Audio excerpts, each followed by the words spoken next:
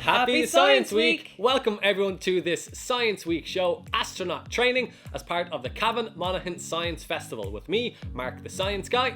And me, Dr. Norah Patten. We are going to take you all on your very own journey to space and explore many of the different aspects of space training and what it's really like to live and work in space. And we've lots of activities, demonstrations and challenges that you guys can try out at home or in school or wherever you are. And if you do, we'd love to see all the cool things you get up to. You can tag us in our social media accounts because we'd love to see all the things you get up to for Science Week. Okay, Mark, it's time to begin our mission. Life in space is very different compared to life here on Earth. Preparation and training is not really like your typical trip to the gym. No. And the astronauts experience different forces on their way to space and also on their return journey.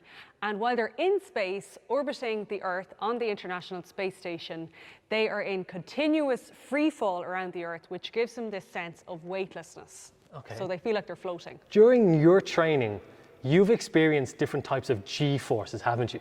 Yes, so I've experienced the high G-forces and also the microgravity, which is the weightlessness that they experience in space. And we can experience those weightless flights on what's called a parabolic flight. Cool. It's also called the vomit comet because a lot of people get sick. They get motion sickness. Those people, yeah. Motion sickness on these flights. It's a flight that flies in a certain path, and you get about 15 seconds of weightlessness on board. Awesome. And I thought what was interesting to show you today is that before we get on these flights, we're briefed. And they give us a motion sickness bag. One, just one. Just one. So thankfully I didn't need to make use of it. But if you do get sick on the flight, they tell you, make sure you get sick into the bag because it would be pretty... I might borrow that for later. I think Okay. I think I might need this because I know you're about to put me through some high G training. And to get there, I want to build up first. So I want to get used to it, get warm, get things going. So Norah, I've prepared a few activities and demonstrations. We can explore the forces involved that are around us every day because the same forces that describe worlds around us are the same forces that we use every day. So we're going to do some challenges that involve gravity and the laws of motion described by Sir Isaac Newton. And it describes the motions of things and how they interact. So ready? Yes. Put the cardboard directly over it. Remove the postcard really quickly. 3, 2, 1. Nice!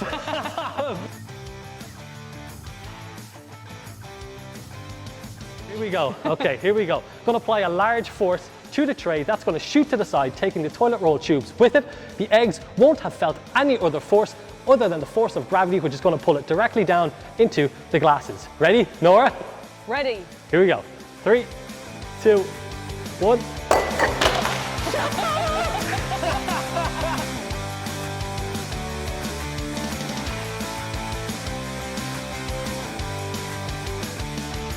Gonna try and keep that water in the jar. I want you to try as well. I do not get away. Here we go. You're throwing it towards me. Okay. Sweet. Check that out.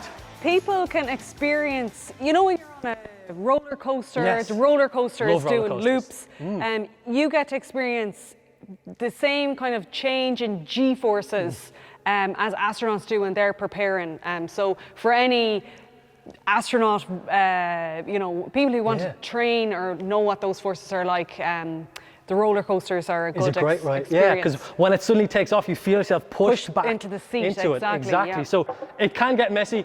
It can require a little bit of practice, but man, don't you look cool after that? Would you go again? I'll go again, yeah. All right, 3, 2, 1. There we go. Sweet. Centripetal force, the force that keeps it moving in a circle, keeping it in the glass and not all over the floor. Now, Norah, let's use that same principle to get spinning a little faster. So we have a cup. We have a spinning mechanism right here. Now, this is a very simple form of our centrifuge. This is So one I think again, I'm going to stand out of the way. please do stand very far away. Let's let's get some space for this. So we're going to spin it around in a circle. And like we said, gravity is continually pulling us down, but the string is going to apply a force that keeps the plate and the water moving in a circle. And that's going to hopefully keep the water in the cup.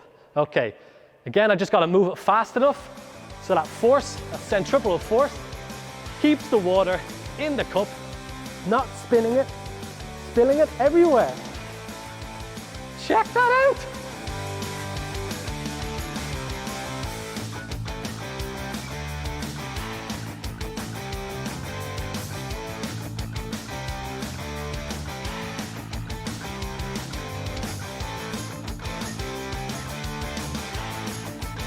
Am I ready to go to space? I don't think so. So Okay, here at there's more. Explorium, there are the G-Force bikes. Yes. And these bikes are, as you are going to cycle around in the circular path, the faster you go, the more of these G-forces you'll experience. So this is up next, and I would love to see how Mark feels after going the bike. I got my sick bag. It's time for the G-Force bikes.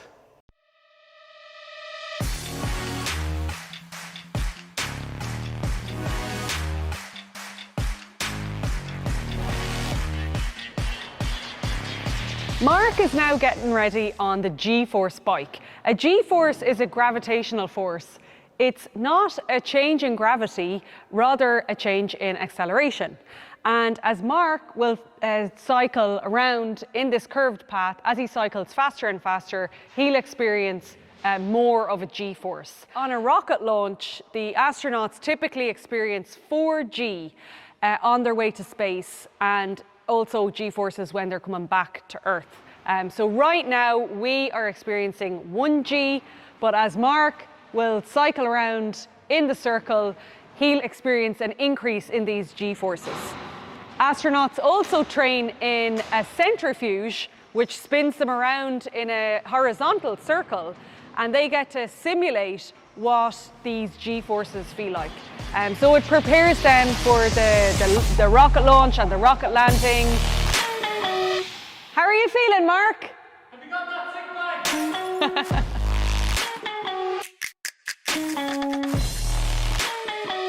Fighter pilots, when they change direction or speed, they can experience very high G-forces, up to, say, even 10 Gs on their body.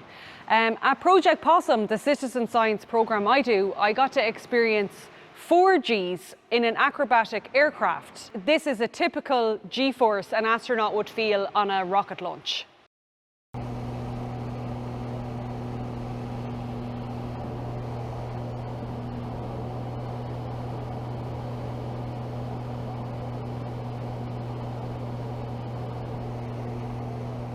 Okay, how are you feeling, Mark? A little dizzy. Feel ready to go to space after that? Oh yes, sign me up. A lot of people get motion sick. So for example, if any of you guys have been on a roller coaster, sometimes people get motion sick on the roller coaster. Fighter pilots, I think, is really interesting. You know, when they're in their aircraft and they bank or they maneuver the aircraft, they can feel up to 10 Gs, which is 10 times their body weight. So they wear special suits. I'm feeling it just talking about it. Yeah, so that's why it's important, you know, for the astronauts to train and to know what that force feels like on them. How many Gs have you experienced during your training? So with Possum, I've got to experience 4 Gs. Nice. So 4 times my body weight, and we got to do that in an acrobatic aircraft. Class. So as the aircraft moves and loops and banks, you get to experience different forces. Okay, now there are other aspects to astronaut training as well. There are. So analogues are often used. It's a simulation of a space mission. So we have a very special simulated analogue for us to try today. Awesome. We're going to go on a caving expedition here at Explorium. Astronauts train in caves for a number of reasons.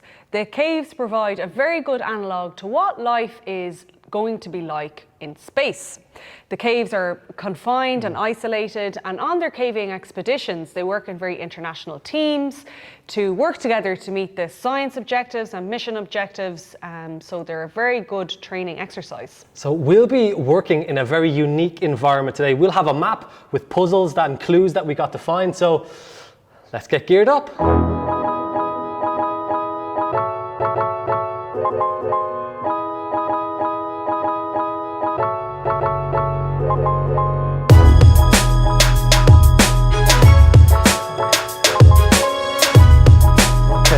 Ready?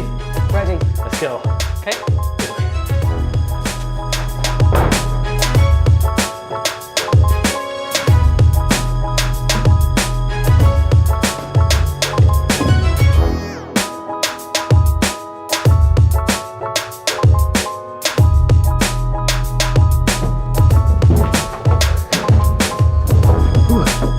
Oh, hey. Hello. Woo. Oh, that's tricky. It is. It's Yeah. small, isn't it? So I guess that's why, you know, caves are such a great environment for astronauts and researchers to train.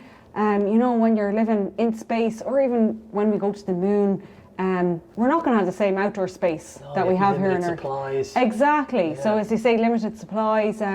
So it's a really good environment to get used to these conditions. Yeah, very unique conditions, but really fun as well. Really, really cool. Yep. Did you find many fossils? Oh, loads. Yeah. Okay, we get some more. Let's do it. All right, let's go.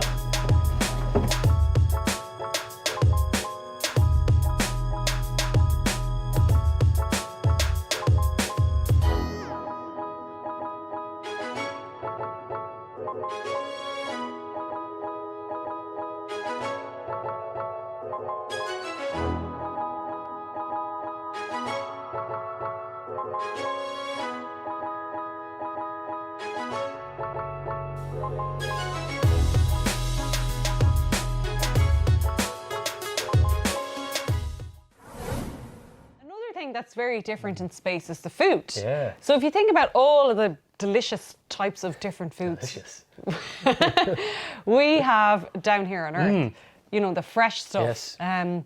They don't have, you know, vegetable gardens on the ISS. The food that they have up there is shipped up to them. So a lot of the stuff is pre-packed, pre-made dinners. You know, they heat them up with some hot water, and they're in pouches. They use hot water to heat them up. So planning and preparation of the food before they go to space is very, very important. Okay, so we have some examples of some good things and some bad things here. We do. Okay. Yeah. So you can see the fresh foods. Now they do get supplies of fresh foods, but because everything comes from Earth, it's only when the resupply missions, the cargo resupply missions are sent from Earth with a whole load of experiments, lots of different equipment, if they need to upgrade batteries or whatever they need to maintain the space station, that's shipped in a rocket from Earth. And on those missions, they can sometimes add fresh food. So they'll have a few bits of fresh food You'd have after to be the first cargo in missions. there, wouldn't you? Like, just good. I'll get it. No problem. I'll carry it in. No problem. No, just... Lovely. They're good at sharing. Yeah. But yeah, they do enjoy meal times. So they have a little table on the space station where they share different foods. And yeah, so we have a selection of foods here today, Yes. and we'd like to challenge all of you watching to make your very own space lunch. Oh. And then I thought what was really interesting, you know, the energy bars, things that are packaged that have long life. It's like going on a 6-month camping trip. Tin foods tend to last a long time. You know, we have some off-the-shelf tinned foods that you guys might want to use in your space lunch at home. Okay. But also we have some tin food that the European Yes. Space Agency have made for some of their astronauts. So do you what's got? in your one? I have bread pudding with plums. This is dessert, I think. This is salmon. Oh, Yeah, salmon with candied just salmon. lemon. Oh, lovely. Yeah. I think. Anything that's not crumbly. So crackers are not good because Yeah. the crackers They clog would... the instruments. So you can have a pita if you want. Okay. Or wraps tend to be quite popular as well. You can use wraps and the likes of peanut butter and jelly. They sometimes use that. Nuts. Nuts are good. Nuts are good. Nuts are good. Yep. Okay. And Excellent. the other interesting thing I thought was drinks. So drinks in space are very different. You know, like water down here on Earth, you just, you know, take your glass and you can drink the water. But it's very, very different up there. They use pouches with straws that they can clamp so the water doesn't escape. And fizzy drinks are very different because in space, sometimes what happens if you drink fizzy drinks, you get these wet burps, which is pretty gross. Salt and pepper, again, not very good for microgravity environment, so they're actually in liquid form. Now that we've done some of our astronaut preparation, we're going to talk a little bit about the rocket launch. Most of the energy used during a rocket launch is to overcome the Earth's gravity. Now, Mark, you've some really cool homemade rockets. When you're launching a rocket up, you need that energy to propel it upwards. So again, this time we're using Newton's third law. For every action, there's an equal and opposite reaction. So we need the action force, something that will propel our rocket upwards. Here we have an air-powered rocket. We've pressurized the bottle container with so much air that it's really pressurized, and it's just kept on the launcher. When Norah pulls a string, that air will rush out the bottom. That's the action force, giving it a reaction force, providing the thrust to launch it upwards through the ceiling. Ready for launch number one? Ready. Okay. Okay. In 3, 2, 1. It's out of here. That worked. That worked. So you could probably see that air shot out the bottom, providing the thrust to send the rocket upwards. Now that's an air-powered rocket, but here we have some chemical-powered rockets, and a very simple chemical reaction you can do at home or in school. All it involves for our fuel is some H2O, water, and some fizzy tablets. That's what's going to cause our chemical reaction that's going to power these rockets. So Norah, we got a rocket each. Let's have a rocket race. Let's do it. So very simply, you can test different amounts of water, different amounts of tablets, and then document your results to see how it propels it, whether it goes really fast, goes really slow, or how high it goes. So Norah, I'm going to put in, I'm going to fill mine about a quarter full of water. I'm going to do mine half. Okay, So half water. And I will be using half a tablet. I'm also going to use half a tablet. Ah. The bigger half. I see your half a tablet. I raise you a large half of tablet. Okay, ready? Now this one requires safety and should be done kind of outside. It's a bit messy. Messy. So outside, yeah. Okay, ready for launch? Ready for launch. So let's start the off procedure our is chemical reaction. We're going to pop, drop, and shake. Ready? 3, 2, 1. Pop it in. Wrap it on top. Give it a little shake. Shake. Place. Turn it upside down. And walk away, people. Right now, there's a chemical reaction taking place, releasing a carbon dioxide gas, which is getting trapped inside the container, which is going to build up to huge pressures until it shoots the cap off, powering the rocket and sending upwards in the other direction. Let's see whose rocket goes first and whose goes the highest. Ooh. Oh my God, I got hit. Oh!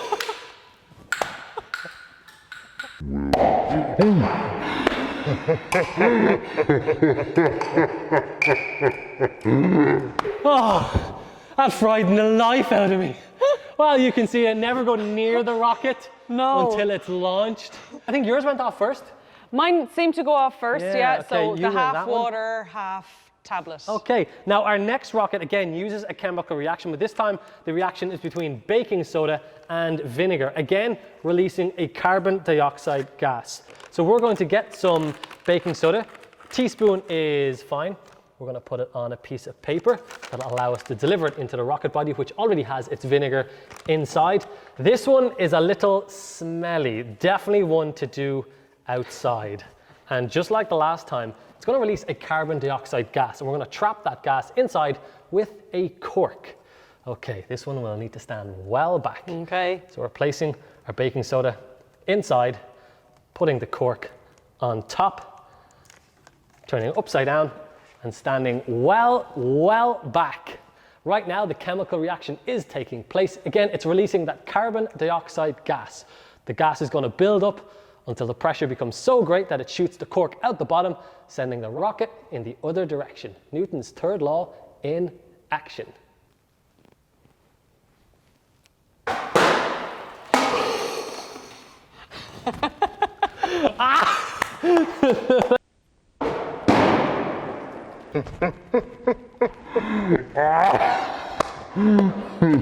Face is covered.